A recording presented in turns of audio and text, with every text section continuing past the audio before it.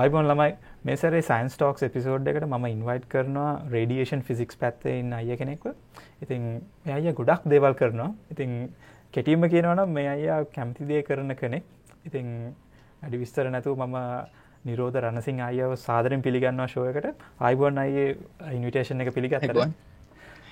අයියේ අපි දැන් පොඩ්ඩක් අයියකින් පටන් ගමු. මොකද දැන් අයියා දැන් මොකද්ද කරන්නේ මේ දවස්වල? මම මේ වෙනකොට ෆෙලෝ කෙනෙක් විදිහට නැත්නම් ට්‍රේනි කෙනෙක් විදිහට ඉන්ටර්නැෂනල් ඇටොමික් එනර්ජි ඒජන්සි එකේ අන්තර්ජාතික පරමාණු බලශක්ති නියෝජිත ආයතනයේ සේවය කරනවා. මේකදී අපි මේ කාලේ මම හදාරන්නේ නියුක්ලියර් සේෆ්ගාඩ්ස් නැත්නම් න්‍යෂ්ටික සුරක්ෂාව කියලා අපි හඳුන්වන විෂය. ඒක සම්බන්ධයෙන් තමයි මේ වෙනකොට මම වැඩ කරමින් ඉන්නේ. එහෙමයි. මොකද අපිට ගොඩක් දේවල් කතා කරන්න තියෙනවා. මොකද ඔඩියන්ස් එකට මම කියන්න කැමති මේ අයියා ඇත්තට ඉන්වෙන්ටර් කෙනෙක්. ඒත් එක්කම සයන්ටිස්ට් කෙනෙක්. ඒත් එක්කම නව නිපැයුම් කරුවෙක්, ඉනෝවේටර් කෙනෙක්. ඉතින් මේ ගොඩක් දේවල් බැලන්ස් කරන කෙනෙක්. ඉතින් අපි කොහොම හරි අයියාගේ ළමා කාලයට යම් කොහෙද ගෙවල් කොහෙන්ද පටන් ගත්තේ? මම මුලින් පදිංචි වෙලා හිටියේ කුරුණෑගල. කුරුණෑගල ඉඳලා අපි 1996 දී නුවරට ආවා. නුවරේ ඉඳලා නුවරින් පස්සේ තමයි මම දැන් කොළඹට ගිහිල්ලා දැන් රැකියාව කරන්න කොළඹ. නමුත් පාසල් කීපයකටම ගියා ඇත්තටම. මම වැඩිම කාලයක් හිටියේ මහනුවර රණබිම රාජකීය විද්‍යාලයේ. රණබිම රාජකීය විද්‍යාලයෙන් උසස් පෙළ හදාරලා මම වයඹ විශ්වවිද්‍යාලයේ ව්‍යවහාරික විද්‍යාපීඨයට ඇතුළු වුණා 2011 දී. ඒකෙන් පස්සේ තමයි මම රාජකාරී කිරීම සඳහා ශ්‍රී ලංකා පරමාණු බලශක්ති මණ්ඩලයට බැඳෙන්නේ.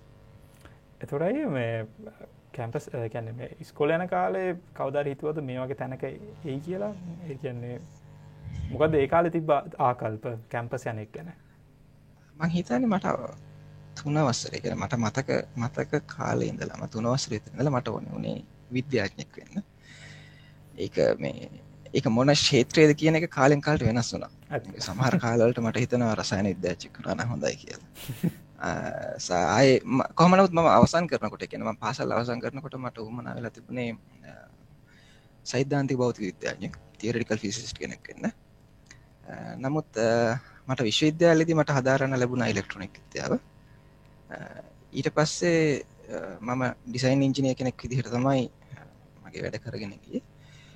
නමුත් මම පරමාණු බලශක්ති මණ්ඩලයට සම්බන්ධ වුණාට පස්සේ දැන් මම විකිරණ විද්‍යාඥයෙක් සහ න්‍යෂ්ටික විද්‍යාඥයෙක් විදිහට තමයි සේවය කරන්නේ.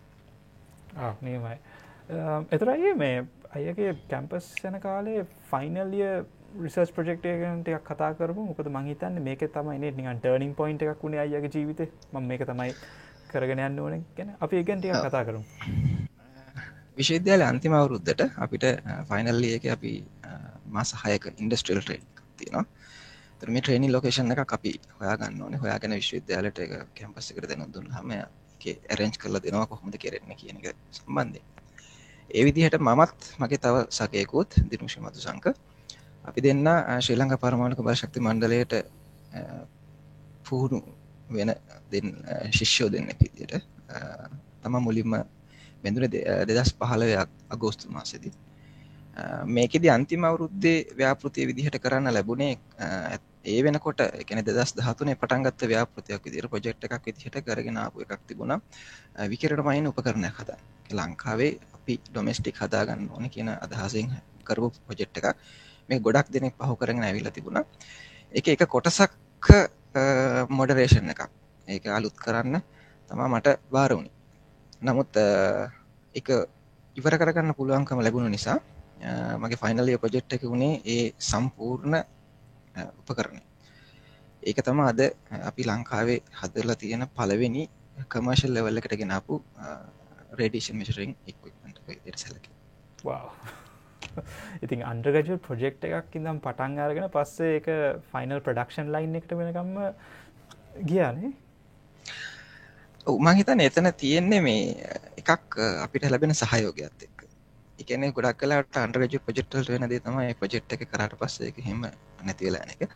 නැතු එහෙම උනේ නෑ වාසනාවකට. හේතුව මම මගේ ට්‍රේනින් එක ඉවර කරපු ගමන්ම එතකොට මාව සුපර්වයිස් කරේ අද පරමාණු බලශක්ති මණ්ඩලයේ අධ්‍යක්ෂකවරයෙක් විදිහට ඉන්න ප්‍රසාද් මහකුමාර මහතා. එතුමා මාව එහෙම බඳවාගත්ත තාවකාලික පදනම් මත පර්යේෂකයෙක් විදිහට ඒ විද්‍යාගාරයටම අද මම ඒ විද්‍යාගාරය භාරව ඉන්න විද්‍යාඥයා. නමුත් ඒ විද්‍යාගාරයට මාව බඳවාගත්තා මේක කමර්ෂල් ප්‍රොඩක්ට් එකක් විතර ගේන්න.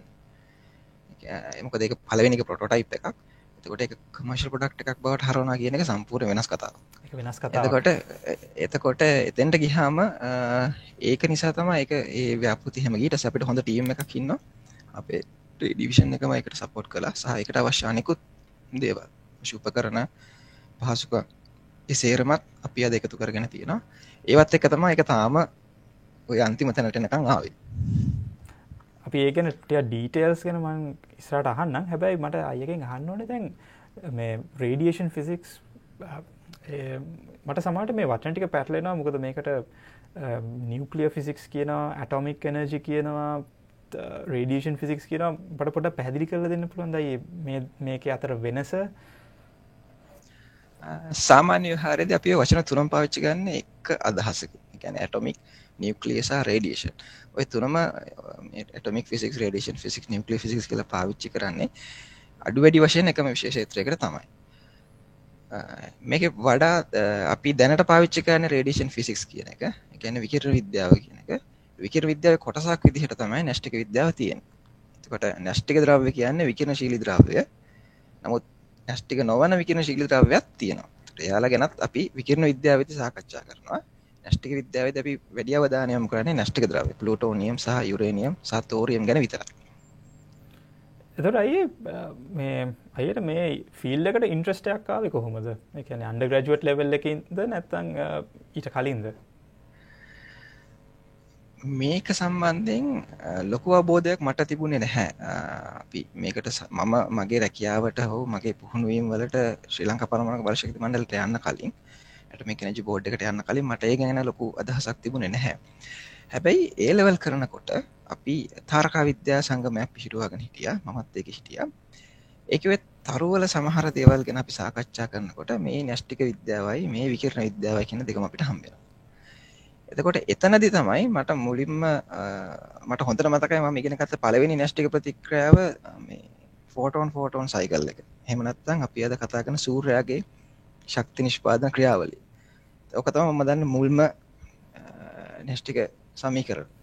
එතනින් තමයි ඒක හොඳ ක්ෂේත්‍රයක්. ඒ කියන්නේ ඒක ආසහිතන ක්ෂේත්‍රයක් කියන එක තේරුම් ගත්තේ එතනින්. නමුත් ඒක හම්බුනේ මට ඊට අවුරුදු 6කට විතර පස්සේ. හරි.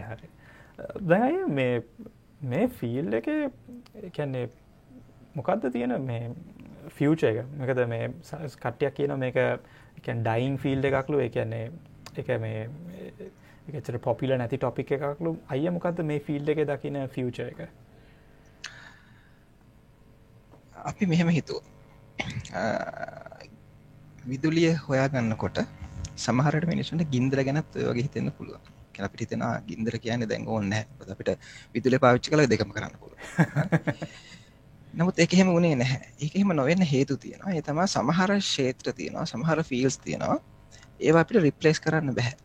මම උදාහරණයක් අපිට ගත්තොත් කැන්සර් ට්‍රීට්මන්ට්. අපි අද ගන්න පිළිකා ප්‍රතිකර්ම කරන ක්ෂේත්‍රය ගත්තාම මේ කැන්සර් ට්‍රීට්මන්ට් වල වැඩි හරියක් අදටත් පාවිච්චි කරන්නේ මේ විකිරණ තමයි.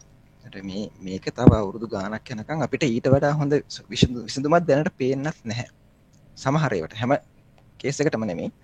නමුත් සමහර දේවල් වලදී එහෙම එකක් තියෙනවා. ඊට අමතරව සමහර දේවල් තියෙනවා අපිට විකිරණ වලින් කරන්න පුළුවන්. සමහර දේවල් තියෙනවා ඒක විකිරණ පාවිච්චි කරලා කරන එක ලාභයි. මම උදාහරණයක් විදිහට ගත්තොත් අපි විදුලි බල උත්පාදනයේ වැඩිම මිනිස් අතර ජනප්‍රිය වෙලා තියෙනවා. එතකොට න්‍යෂ්ටික විදුලි උත්පාදනය කියන්නේ අර බොහොම ආందోලනාත්මක මාතෘකාවක්. ඒක හැමතිස්සෙම මතක් වෙන්නේ මොකද්ද? චර්නොබිල් මේකනේ. ඔව්. නමුත් අපි ඒ ප්‍රශ්නේ තිබ්බහම, ඒ කියන්නේ ප්‍රශ්නේ තිබ්බහම කියලා කියන්නේ අපි චර්නොබිල් වගේ දේවල් දිහා දකින්නේ. ඒ කියන්නේ අපි 1970 විතර කලින් තිබ්බ ගුවන් යාන තාක්ෂණය ගැන හිතුවොත් හැමදාම ගුවන් යාන කඩා වැටෙනවා. එතකොට එහෙම තියෙද්දි අපි එහෙම කියලා ගුවන් යාන අතහැරියේ නැහනේ. අපි අද ඒවා දිනු කරලා තියෙනවානේ. මොකද ගුවන් යාන කඩා වැටෙනවා කියන සම්භාවිතය කවදාවත් බින්දුව කරන්න බෑ. ඒක ඇත්ත. ඒක උඩ නයි යන්නේ ඒක කඩා වැටීමේ අවදානමක් තියෙනවා. අනිවාර්යෙන්. ඉතින් නමුත් එහෙම තියාගෙනත් අපි මේ ක්ෂේත්‍රය පාවිච්චි කරන්නේ. අපි තාමත් එක තියන් ඉන්නේ හේතුව අපිට ඒකේ ලැබෙන ප්‍රතිලාභ ඒකේ තියෙන අවදානයට වැඩි නිසා. මේ ක්ෂේත්‍රයත් එහෙම තමයි. අපි ප්‍රතිලාභ ගැන ගත්තොත් යුරේනියම් කියලා කියන්නේ ලෝකේ විතරනේ විශ්වයේ තියෙන ශක්ති ඝනත්වය වැඩිම ඉන්ධනය. අපිට බොහොම පොඩි ඉන්ධන ප්‍රමාණයකින් විශාල ශක්ති ප්‍රමාණයක් නිෂ්පාදනය කරන්න පුළුවන් නම් සහ ඒක අපිට ඕන තරම් තියෙනවා. අපි දැන් අනාගතයේ තියෙන ලොකු ප්‍රශ්නයනේ ඉන්ධන අර්බුදය කියන එක. අපි බලාපොරොත්තු වෙමින් ඉන්නවා තව අවුරුදු 40කින් විතර තමයි අපිට ෆොසිල් ඉන්ධන වලට මේ සමුදෙන්න සිද්ධ වෙන්නේ. ඒ වෙනකොට තියෙන හොඳ ස්ථාවර බල ශක්ති ප්‍රභවයක් තමයි න්‍යෂ්ටික බලය කියන්නේ. ඒ නිසා මම හිතන්නේ නැහැ ක්ෂේත්‍රය මැරෙයි කියලා. මොකද හැම දෙයක් එක්කම මේ දේවල් දියුණු වෙනවා. අපි සමහර වෙලාවට මැරෙයි කියන දේවල් වෙනත් ස්වරූප වලින් ආයේ උඩට එනවා. ඒ හින්දා මම හිතන්නේ නැහැ ක්ෂේත්‍රය මැරෙයි කියලා. හැබැයි ක්ෂේත්‍රයට මිනිස්සු නැඹුරු වීමේ අඩුවක් තියෙනවා 60 70 දශකයේ වලට වඩා අඩුයි. ඒකයි හරි. ඒ කාලට වඩා අඩුයි මිනිස්සු මේකට නැඹුරු වෙනවා. ඒක ළමයි ඉගෙන ගන්න නැඹුරු වෙනවා. නමුත් ඒවා හෙමින් ආපහු හැදේවි ගොඩක් වෙලාට ඊළඟ දශකයේ ඊටාම තීරණාත්මක දශකයක් මේ තාක්ෂණයට. බොහොම ස්තුතියි. ඒ කියන්නේ මොකද ඒ කියන්නේ ඔයාගේ මේ වගේ ෆීල්ඩ් එකේ ඉන්න කෙනෙක් කියනකම් අපි ඇත්තට අපිට කිසිම අයිඩියාවක් නැහැ මේක. ඒකයි මට මේක අහන්න හිතුනේ. මට ඇත්තට දැනගන්න ඕනේ දැන් අයියාගේ මේ thinking process එක මොකද්ද? සාමාන්‍යයෙන් දැන් මේ වගේ මේ ප්‍රොබ්ලම් එකක් තියෙනවා මේක පිටිපස්සේ ප්‍රොටෝටයිප් එකක් වුණත් හදන්න අයියා ගන්න ස්ට්‍රැටජි එක මොකද්ද? ඒකට මම හිතන්නේ තියෙන හොඳම අප්‍රෝච් එක තමයි අපිට ඕනේ විසඳුම මොන වගේ එකක්ද කියන එක ගැන අපි ඉස්සෙල්ලා සැලසුමක් හදාගන්න. උදාහරණයක් විදිහට දැන් ඔබට දැන් ඔයාලට හිතන්න ගමනක් යන්න ඕන කියලා. දැන් වාහන කියලා જાතියක් ලෝකේ නැහැ. එතකොට අපි මුලින්ම හිතලා බලන්න අපිට තියෙන අවශ්‍යතාවය ගැන. අපිට ඕනේ තැනකින් තැනකට යන්න. හරි. ඉතින් ඒක කරන්න පුළුවන් ක්‍රම ගොඩාක් ඔලුවට එන්න පුළුවන්. ඒතර අපි ඒකට තෝරගන්න වඩාත් ප්‍රායෝගික ක්‍රමය. හරිම ලේසි රෝද හතරක් කපලා බිට් එකට හයි කරගන්න පුළුවන්කමක් තියෙනවා නම් කියලා හදාගන්න එක තමයි ලේසිම ක්‍රමය. නැත්තම් දැන් මුලින්ම අපි හිතුවොත් එහෙම හරි අපි එහෙනම් මේකට තටු දෙකක් හයි කරගෙන පියාඹන try කරන්න ඕනේ කියලා. එතකොට ඒක ටිකක් සංකීර්ණයි. එහෙනම් අපි සරලම මම හිතන්නේ හැම වෙලේම අපි තෝරගන්නේ සරලම approach එක. simple approach.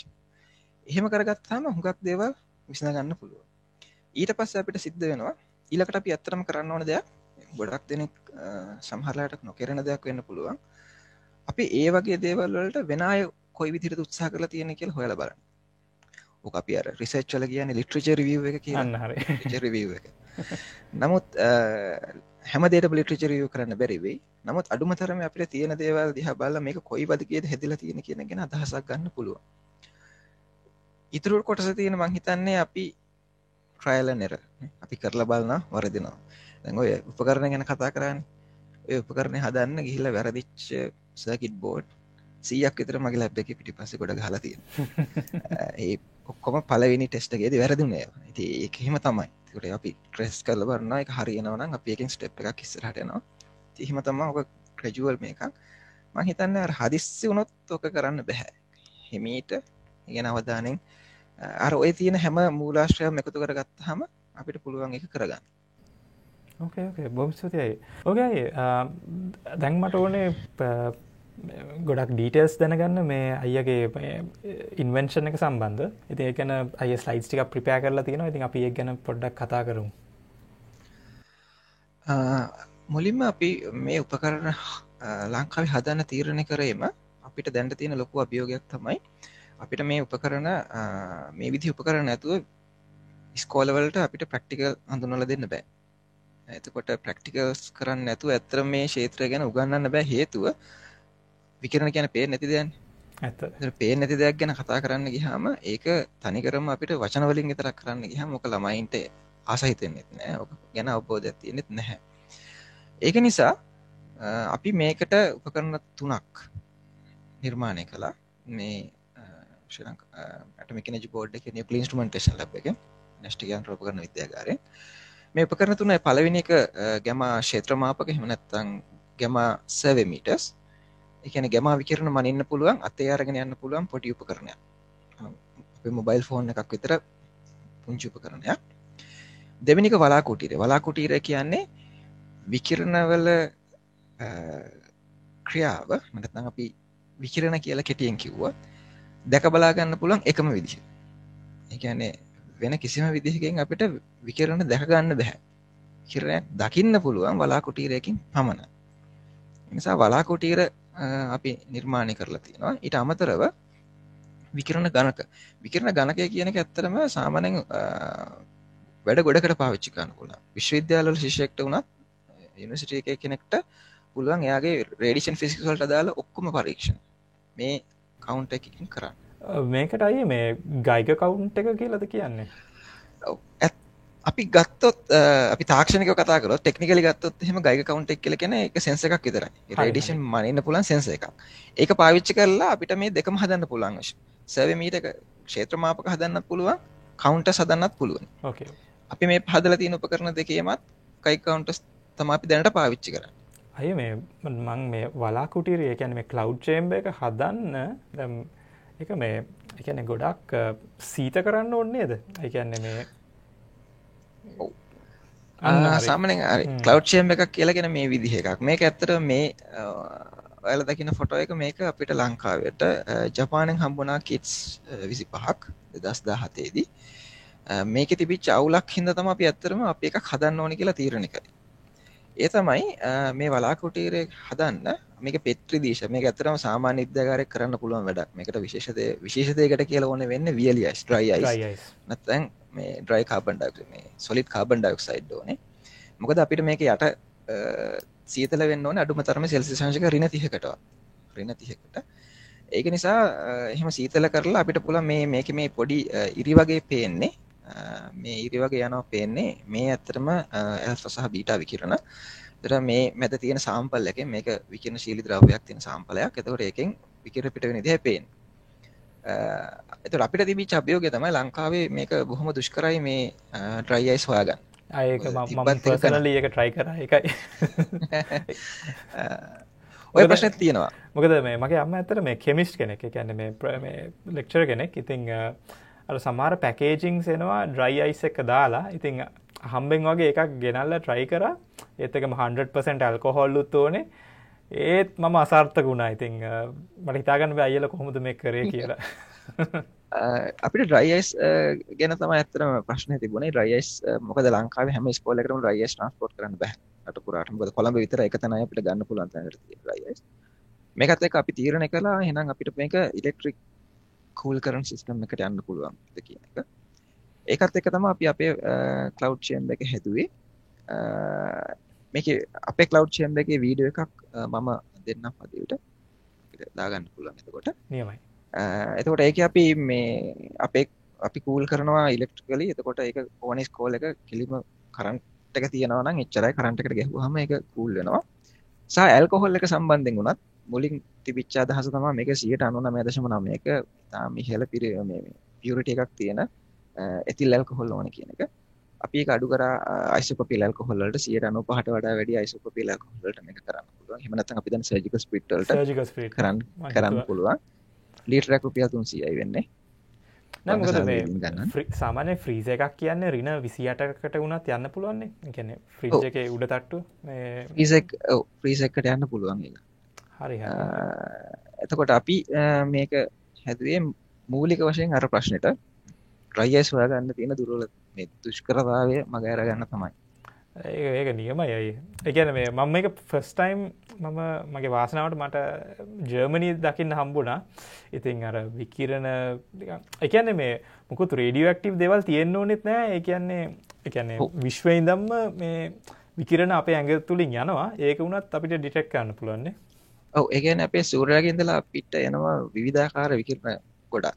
මේ අතරින් මියෝන් කියලා අංශයක් තියෙනවා. මියෝන මේකේ අපිට බලා ගන්න පුළුවන්. ඒ නිසා මේකට මේ විශේෂයෙන් අපිට ගන්න ඕනේ නැහැ. මේක ඇතුළේ කළු ගල් කැටයක් දැම්මත් අපිට මේක බලා ගන්න පුළුවන්. කළු ගල් වලත් විකිරණශීලී ද්‍රව්‍ය තියෙනවා. ඒක චිර අමාරු දෙයක් නෙවෙයි. ඒක නියමයි නේ. ඒ කියන්නේ මේවා ඉස්කෝල මට්ටමින් කරන්න පුළුවන් එක ගැන. ඕකේ. එතකොට අයියාගේ මේ ප්‍රොජෙක්ට් එකට යන්. සෝරි මම මේ ඔෆ් ට්‍රැක් ගියට. මේ තියෙන්නේ මම ප්‍රොජෙක්ට් එකේ හදපු පළවෙනි ප්‍රොටෝටයිප් එක නෙවෙයි. අවසානකට පළවෙනි ප්‍රොටෝටයිප් එකේ හොඳ ෆොටෝ එකක් මම ගාව දැන් නැහැ. මම මේකේ ෆොටෝ හොයලා එවන්න. අයියෝ. ඒක මම ගාව තිබ්බ මේ මගේ මේ ෆෝන් එකේ නැහැ. මේක තියෙන්නේ අපි පළවෙනිට හදපු කමර්ෂල් ප්‍රොටෝටයිප් එක. ඒ කියන්නේ කමර්ෂලි අපි මේ වගේ 10ක් අපි හැදුවා. මේක ඔය ෆදිල් කිව්වා වගේම මේක පාවිච්චි කරන්නේ ගයිග කවුන්ට් එකක්, ගයිග සෙන්සර් එකක්. ගයිග සෙන්සර් එක තමයි මෙන්න මෙතන තියෙන ටියුබ් එකේ තියෙන්නේ. මේ ටියුබ් එකට පල්ලෙහෙන් තියෙන කෑල්ල අපිට සාම්පල්ස් දාන්න පුළුවන්, ට්‍රේස් දාන්න පුළුවන් වෙන විදිහට හදලා තියෙන්නේ. ඒක අර ඒකෙන් කරන්න පුළුවන් එක්ස්පෙරිමන්ට් වලට ගැලපෙන විදිහට තමයි මේ ස්ට්‍රක්චර් එක ඩිසයින් කරලා තියෙන්නේ. මේ කොටස තමයි මේකේ තියෙන ඉලෙක්ට්‍රොනික කොටස. එතකොට සෙන්සර් එකෙන් එන සිග්නල් එක, يعني සෙන්සර් එක වැඩ කරන්න හයි වෝල්ටේජ් එකක් ඕනේ. සාමාන්‍ය වෝල්ටේජ් එකකින් මේක වැඩ කරන්නේ නැහැ. මේක සාමාන්‍ය වෝල්ට් 450 ඉඳලා වෝල්ට් 700 විතර වෙනකන් ලොකු වෝල්ටේජ් එකක් ඕනේ. ඊළඟ ප්‍රශ්නේ තමයි ඒක ආරක්ෂිත වෙන්න. ඔව්නේ. මේක ළමයි ඇල්ලුවොත් එහෙම මේ කරන්ට් එක වදින්න බෑ. ඒක නිසා මේකේ පාවිච්චි කරන අපි කොහොම මේ අඩු විදුලියකින්, ඒ කියන්නේ අඩු ධාරාවක් තියෙන කරන්ට් එකක් විදිහට තමයි මේක හදන්නේ. ඒ නිසා මේක ඇල්ලුවත් අර මැස්සන්ට අපි ගහන්න පාවිච්චි කරන රැකට් එක තියෙන. ඒකක් ඇල්ලුවා වගේ තමයි අපිට අතට දැනෙනවා. නමුත් ඒකෙන් කිසිම හානියක් වෙන්නේ නැහැ කාටවත්. මේ ඒ නිසා මේ ඒ කොටස ඊට අමතරව මේකෙන් එන සිග්නල් එක ඒක ගොඩාක් ප්‍රොසෙස් කරන්න ඕනේ, කවුන්ට් කරන්න ඕනේ. ඒ සේරම කරන කොටස තමයි මේ කොටස. මේකට අපි ස්කේලර් යුනිට් එක කියලා කියනවා. ස්කේලර් යුනිට් එක තමයි ඔතන තියෙන්නේ. මගේ ඇත්තටම ව්‍යාපෘති වෙන ස්කේලර් යුනිට් එක හදන එක. ස්කේලර් යුනිට් එක තමයි තියෙන්නේ. නෑ ඇත්තට මේක පිටිපස්සේ ගොඩක් මැතමැටිකල් මේ දේවල් වෙනවනේ. ඒ කියන්නේ ෆුරියර් ට්‍රාන්ස්ෆෝම් කරලා මේ සිග්නල්ස් එක දේවල් වලට වෙන් කරලා ඒ වගේ දෙයක් කරන්න. ඇත්තටම නැහැ. මේකෙදි එහෙම ලොකු මේව එකක් ඕනේ නැහැ මේ සිස්ටම් එක. ඒ කියන්නේ ගයිග සිස්ටම්. අපි දැන් අලුතෙන් ඩිසයින් කරගෙන යන අලුත් ඩිටෙක්ටර්ස් 3ක් විතර. ඒවා බොහොම ඇඩ්වාන්ස්. ඒවා දැන්ට තියෙන ඇඩ්වාන්ස්ම ටෙක්නොලොජිස් පාවිච්චි කරලා තමයි අපි කරන්න try කරන්නේ. ඒ වගේ සිස්ටම් එකේ මීට වඩා ගොඩක් වෙනස්. ඊට වඩා ගොඩක් කියන්නේ මගේ මාස්ටර්ස් ප්‍රොජෙක්ට් එක තියෙන්නේ ඒ වගේ එකක්. එතකොට හරි හරි. නමුත් මේකෙදි හැම ඕනේ. ඒ නිසාම මේ හේතුව හින්දාම අපි මේක මෙතනදී මම මේක කියන්නම්. අපි දැන් ඩිසයින් කරලා තියෙනවා පොඩි කිට් එකක්. ඒ කියන්නේ ළමයින්ට ඒක එතකොට ඒ කිට් එක අර DIY කිට් එකක් විදිහට ගන්න පුළුවන්. අරගෙන යාලටම හදලා ඒකේ පල්ස් එක යාලටම අර ගන්න පුළුවන්. ඒක කවුන්ට් කරගන්න කෑල්ල යාලට ඔය ආඩිනෝ හරි යාලා කැමති දැන් ආඩිනෝ වගේ ඔක්කොම ජනප්‍රියයි. ඒ වගේ එකකින් යාලටම හදාගන්න පුළුවන් වෙන විදිහට. ඩිටෙක්ටර් එක සහ ඒකේ මූලික කොටස් ටික අපි දැන් හදලා තියෙනවා. ඒ නිසා ඒක හුඟක් සංකීර්ණ නැහැ එතෙන්ට යන එක. නමුත් මේකේ ටිකක් සංකීර්ණයි වැඩේ. හේතුව මේක ඩිජිටල් සිස්ටම් එකක්. ඒ කියන්නේ මේක හැමදේම ඩිජිටලි වෙනස් කරන්න පුළුවන් වෙනවා. විශේෂයෙන්ම හයි වෝල්ටේජ් එක ඩිජිටලි වෙනස් කරන්න පුළුවන් කියන්නේ ටිකක් අමාරු වැඩක්. ඒක ටිකක් ඒ නිසා තමයි මේක ටිකක් සංකීර්ණ.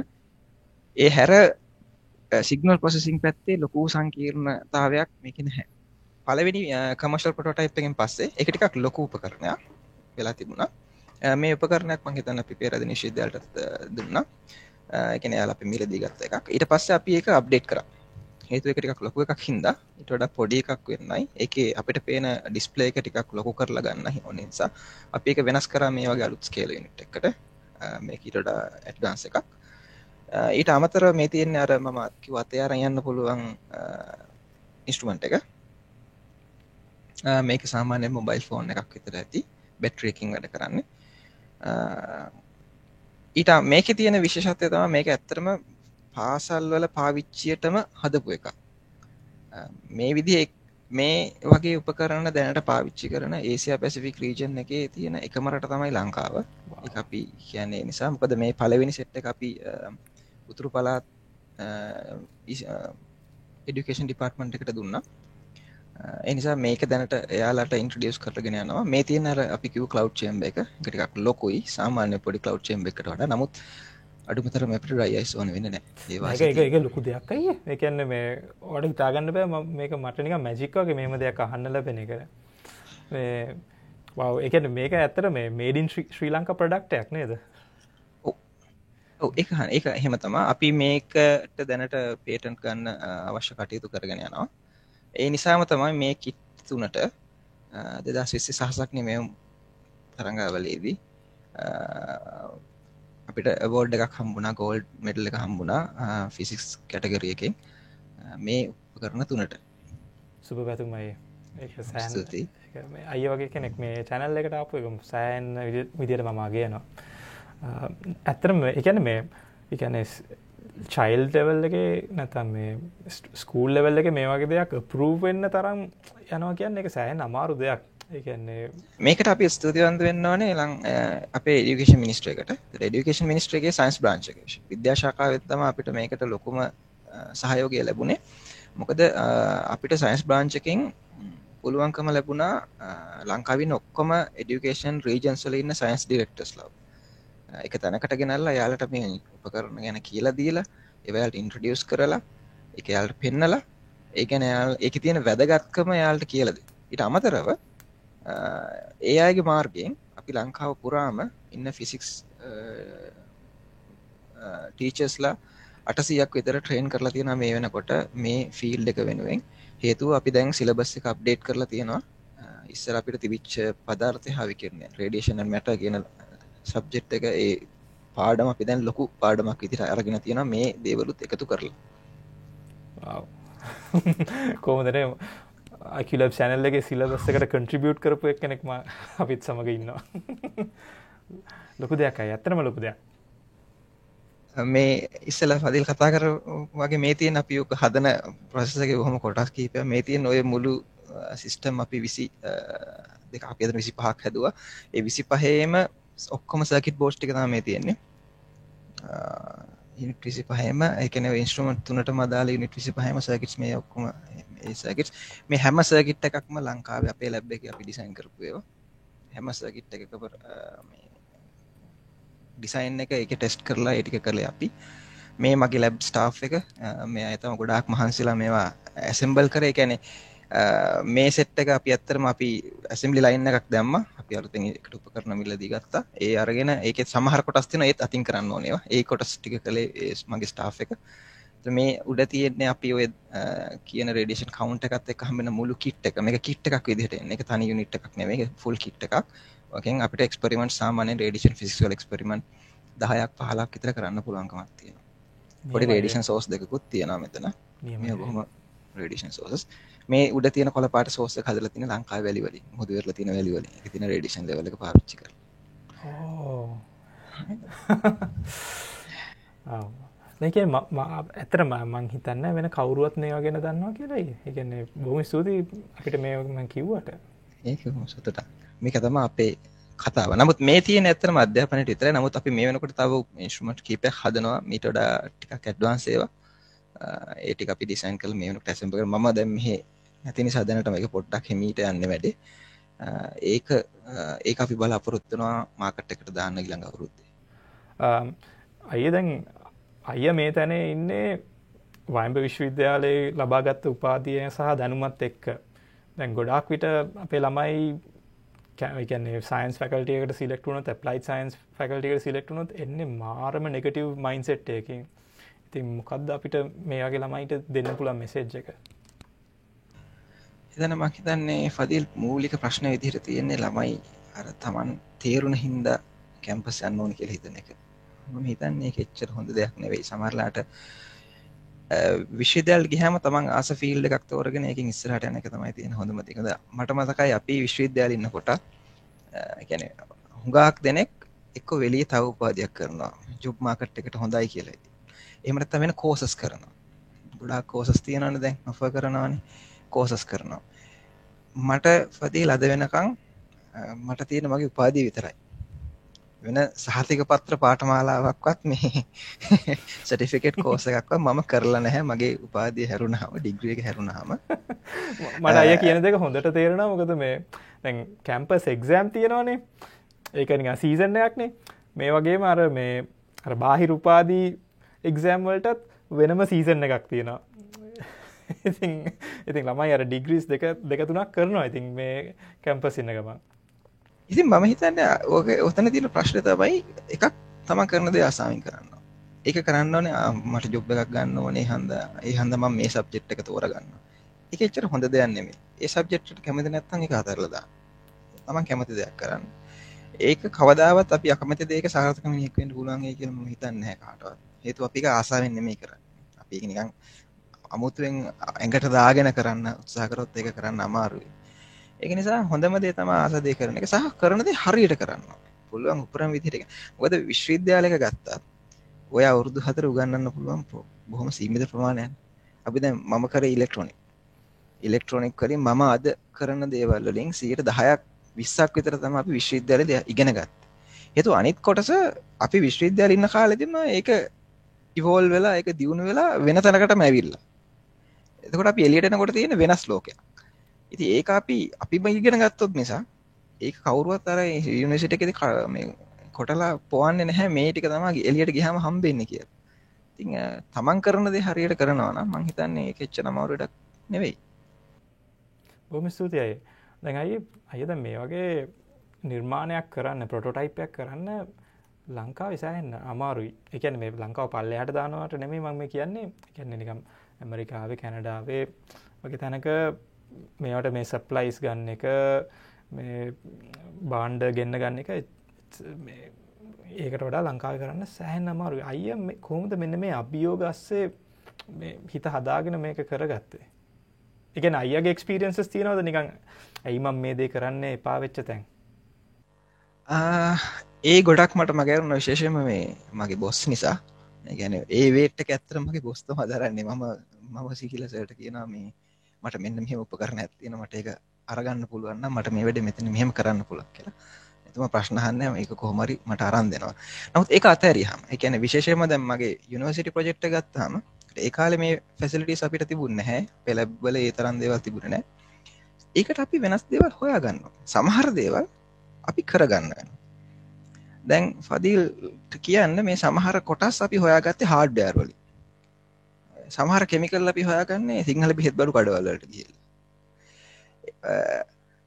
ඇත්ත සමහර දේවල් අපිට ලබා ගන්න අමාරුයි. ලංකාවේ සමහර දේවල් අපිට හොයා ගන්න අමාරුයි. උදාහරණයකට අදටත් අපි අපේ සර්කිට් බෝඩ් අපි ඩිසයින් කළාට ඒවා ෆැබ්‍රිකේට් කරන්නේ හොංකොං වල. අපි හොංකොං වලට ඩිසයින් එක ඒවලා ෆැබ්‍රිකේට් කරනවා. ඒකට හේතුව වෙන මොකුත් නෙවෙයි. අද ඒක අපි ලංකාවේ කරත් අපිට ඒ මිලට කරන්න බෑ. ඒකයි හේතුව. අපි ඒ මිලට ලංකාවේ අපි ඒ උපකරණය ගෙනල්ලා අපි ෆැබ්‍රිකේට් කරත් අපිට ඒ ගානට කරන්න බෑ. එතකොට මේ උපකරණේ මිල අඩු වෙන්න නම් අපිට දරන්න පුළුවන් වෙන්න නම් අපිට අරක තමයි තියෙන හොඳම විසඳුම. සමහර දේවල් අපිට කරන්න බෑ. හැබැයි අද මම හිතන්නේ ඊට වඩා ඒකට හොඳ ඔප්ෂන්ස් තියෙනවා. නැත්te නෑ. ඒ කියන්නේ අද අපි ගත්තොත් ළමයට ඉගෙන ගන්න Arduino board එකක් ගත්තොත් ටෙස්ටිං වලටනේ අපි Arduino board එකක් පාවිච්චි කරන්නේ. Arduino board එකක් අද රුපියල් 1000කට ගන්න පුළුවන්. ඒක බොහොම පොඩි මුදලක්.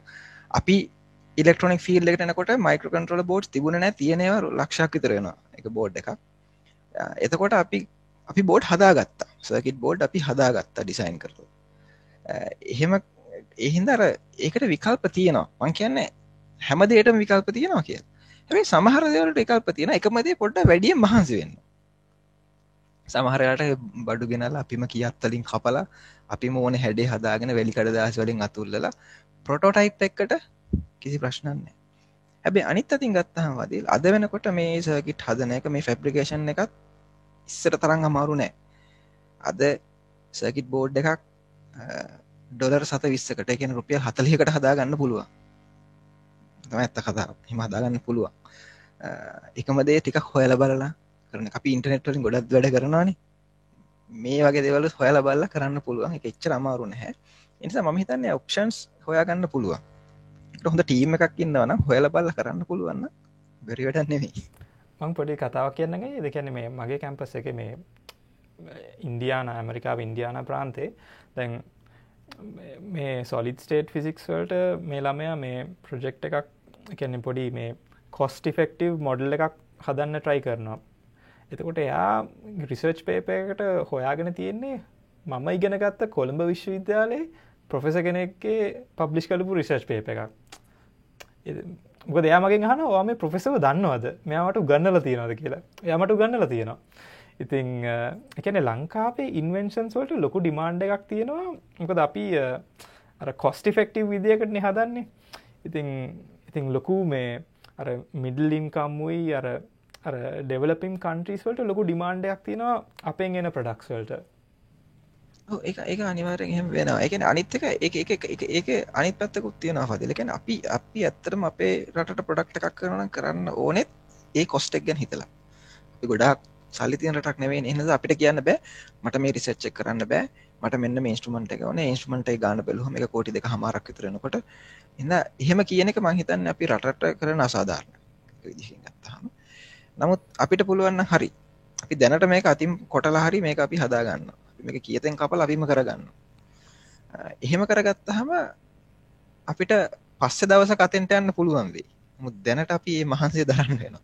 ඒක තමයි ඉතින් තියෙන කතාව. එහෙමයි මම සෑහෙන දෙයක් ඉගෙන ගත්තා. එතකොට අයියගේ ෆියුචර් ප්ලෑන්ස් මොකද්ද? ඉස්සරහට මොකද්ද කරන්න ඉන්නේ? කරන්න ආස? අපිට ඒ කියන්නේ එක මේක තමයි ප්ලෑන් එක කියලා කියන්න අමාරුයි. නමුත් එක දෙයක් අපි තේරුම් අරගෙන තියෙනවා. ඒ කියන්නේ මූලික වශයෙන් අපි රටක් අපි අපේ රටට අපි අලුතෙන් අපි දැනුම අරගෙන යනවා. මම මෙහෙ ඉඳලා මම ඉගෙන ගන්න දේවල් මම අපෝ මගේ රටට අරගෙන යනවා. මගේ ආයෙත් මගේ ඔෆිස් එකේ කට්ටියත් ඒක ඒ විදිහටම කරනවා. සහ ඒකෙන් අපිට සමහර දේවල් කරන්න පුළුවන්. විශේෂයෙන්ම අපිට තියෙන එක ප්‍රශ්නයක් තමයි අපි තාම සයන්ස් කියලා අපි හිර වෙලා ඉන්නවා නිව්ටන්ගේ සමීකරණ කීපයක සහ බොහෝම පරණ අවුරුදු 200ක් විතර පරණ කන්සෙප්ට්ස්. ඒවා වැරදි කියලා නෙමෙයි මම කියන්නේ. ඒ කියන්නේ ඒවා මූලික පදනමක් විදිහට බේසිස් එකක් විදිහට අපිට ඕනේ. හැබැයි අපි ඉතින් ඉස්සරහට යන්නත් ඕන. අපි දැන් ගොඩක් පරක්කුයි කියලා ෆදිල්ට තේරෙනවා ඇති. ෆදිල් ඉන්නේ වෙන රටකනේ. අපිට මේ දැනුම අපේ රටට ගන්න. ඒ කියන්නේ අපේ අය අතරට අරගෙන යන්න අපි ෆේල් වෙලා තියෙනවා. ඒකින්ද මගේ නම් මූලික අරමුණ තියෙන්නේ ෆදිල් අපිට පුළුවන් තරම් මගේ ෆීල් මට අනිත් ෆීල් ගැන හැමදේම කරන්න බෑ. මං හිතන්නේ අපි හැමෝම තමන්ගේ ෆීල් එකේ තමන්ට පුළුවන් කොටස කරන එක තමයි කරන්න පුළුවන් දේ. එතකොට මගේ ෆීල්ඩ් එකේ මට කරන්න පුළුවන් දේ තමයි. ඒ කියන්නේ මම මේ හින්දා ගොඩාක් ලිපි ලියනවා. මගේ Facebook ප්‍රොෆයිල් එකේ එහෙම විශේෂයෙන්ම ලියනවා. මම වෙනම ස්පේස් එකක් එකට මේන්ටේන් කරන්න නැහැ. මට එහෙම වෙලාවට කරන්න පුළුවන්කම නැති නිසා ෆදීල්ගේ channel එකක් කරන්න තිබ්බනම් හොඳයි. නමුත් කරන්න බැරි නිසා මට පුළුවන් සීමාව ඒක. ඊට අමතරව එහෙනම් ෆියුචර් ප්ලෑන් ගත්තාම අපි මේ ඉන්ස්ට්‍රුමන්ට් එක අපි මේ වෙනකොට තැනකට ඩෙවලොප් කරලා තියෙනවා. ඒ වගේම අපි තව දෙයක් කියන්න ඕනේ. අපි මේ වෙනකොට ඉන්ටර්නැෂනල් ඇටොමික් එනර්ජි ඒජන්සි එකට ලෝකේ තියෙන ලොකුම බොඩි එක රේඩියේෂන් ෆිසික්ස් සහ නියුක්ලියර් ෆිසික්ස් සම්බන්ධයෙන් එයාලගේ ඉල්ලීමක් මත අපි අලුත් ඉන්ස්ට්‍රුමන්ට් එකක් හදනවා එයාලට. ඒක අපි කරන්නේ. ඒ කියන්නේ අපි ලංකාවේ හදන්නේ. ඒ ප්‍රොඩක්ට් එක අපේ. ඒක අපි මේ වෙනකොට ෆයිනල් ෆස්ට් ප්‍රොටෝටයිප් එක ඉවර කරලා තියෙනවා. ඒක ඇටොමික් එනර්ජි බෝඩ් එක සහ වයිම්බ යුනිවර්සිටි ඔෆ් ශ්‍රී ලංකා එකතු වෙලා කරන කෝඩිනේටින් ප්‍රොජෙක්ට් එකක්. ඒ වගේ සිස්ටම් එකක් දැන්ට ලෝකේ නැහැ. ඒක නියුක්ලියර් සිකියුරිටි වලට අවශ්‍ය වෙන එක. ඒ සිස්ටම් එක අපි දැන් පළවෙනි ප්‍රොටෝටයිප් එක ෆයිනලයිස් කරලා ඉවරයි. ඒක අපි කෝඩිනේටඩ් රිසර්ච් ප්‍රොජෙක්ට් එකක් විදිහට ඉන්ටර්නැෂනල් ඇටොමික් එනර්ජි ඒජන්සි එකත් එක්ක කරනවා. ඉතින් ඒ නිසා අපිට ඒකේ යන්න පුළුවන් ගමනක් තියෙනවා. ඉතින් ඒකෙන් මට පුළුවන් දුර මගෙන් පස්සේ නාය එතනින් එහාට යන්න පුළුවන් වෙන්න. ගිහිල්ලා නවතින එක තමයි මට තියෙන බලාපොරොත්තුව දැනට. බොහොම ස්තුතියි. මං අයියාගේ සියලුම දේවල් වලට සුබ පතනවා. ජයම වේවායි. බොහොම ස්තුතියි මේ මගේ ඉන්විටේෂන් එක ගත්තට. එහෙනම් ආයිබෝන් අයියේ. ජය වේවා. බොහොම ස්තුතියි ෆදිල්ට අවස්ථාව ලබා දුන්නට. ෆදිල්ගේ channel එකටත් ෆදිල්ගේ podcast එකටත් තව තවත් කට්ටිය එකතු වෙන්න කියලා ප්‍රාර්ථනා. හේතුව ෆදිල් කතා කරන දේට වඩා ෆදිල් මෙතනින් අරන් එන පණිවිඩය. මම හිතන්නේ හැම ඩිස්කෂන් එකකම ෆදිල් අරගෙන යන පණිවිඩය පුළුවන් තරම් අපේ දරුවෝ අතරට යන එක හොඳයි. අපේ දරුවෝ ආසාවෙන් කරන තරමට හොඳයි හැමදේම. මම හිතන්නේ මම මූලික වශයෙන් ප්‍රොමෝට් කරන්නේ ඒක. ෆදිල් ආසින්ද මේ channel එක කරන්නේ. නැත්නම් ෆදිල්ට වෙන වැඩ නැති හින්දා නෙවෙයිනේ. එතකොට ඒක තමයි මම හිතන්නේ පැෂන් එක. ඒ කියන්නේ අපි දේවල් රස විඳින්න ඕන. අපි කරන දේ රස විඳින්න ඕන. අපි ඉගෙන ගන්න දේ රස විඳින්න ඕන. සහ ඒකෙන් අපිට පුළුවන් ඒක අනිත් අයට දෙන්න. ඒ නිසා ඒ ටික එකතු වෙනවා නම් මම හිතන්නේ අපිට ලොකු ගමනක් යන්න පුළුවන් වෙයි. එකතු වෙලා. නිසා බොහොම ස්තුතියි අවස්ථාව ලබා දුන්නට. ඒක වෙනුවෙන් ආයි හම්බෙමු. ආයි හමු වෙමු. ජය වේවා. ජය